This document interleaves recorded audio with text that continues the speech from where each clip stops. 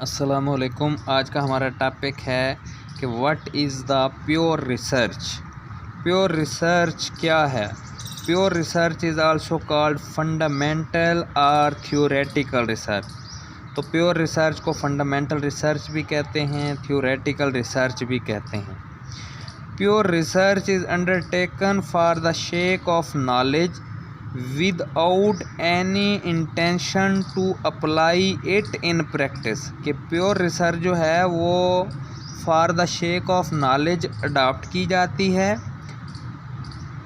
और without any intention to apply it in practice. कि क्या प्रैक्टिकली उसको अप्लाई किया जा रहा है या नहीं किया जा रहा, for the sake of knowledge ये लाजमी अडॉप्ट की जाती है।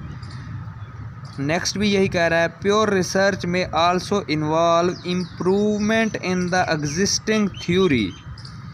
कि जो मौजूदा थ्योरी हैं उनकी इम्प्रूवमेंट में हेल्प करती है by relaxing some of its assumptions.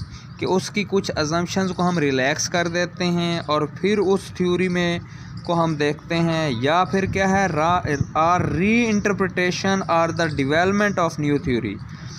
या फिर हम उसकी री इंटरप्रिटेशन करते हैं या नई थ्योरी को डेवलपमेंट करते हैं on the basis of existing one. कि मौजूदा पुरानी थ्योरी में हम नई अजम्पशंस को कुछ अजम्पशंस को रिलैक्स करके नई थ्योरी भी डेवलप कर सकते हैं, उसको री इंटरप्रेट भी कर सकते हैं।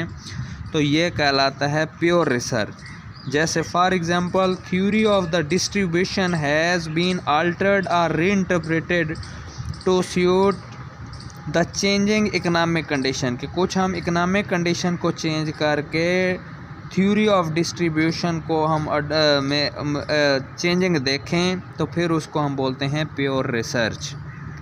ऐसी तरह से मिसाल के तौर पे लॉ ऑफ डिमांड है। अब एक थ्योरी है कि प्राइस के इंक्रीज़ होने से डिमांड डिक्रीज़ होती है और प्राइस के डिक्रीज़ होने से डिमांड इंक्रीज़ होती है, लेकिन उसकी हम कुछ अजम्पशंस को अज्यूम करते हैं कि दे आर नॉट चेंज। लेकिन जब हम ये प्योर रिसर्च है कि उसकी हम कुछ अजम्पशंस को रिलैक्स करें और फिर उसका डिमांड के ऊपर इफ़ेक्ट देखें, तो वो कहलाएगी प्योर रिसर्च।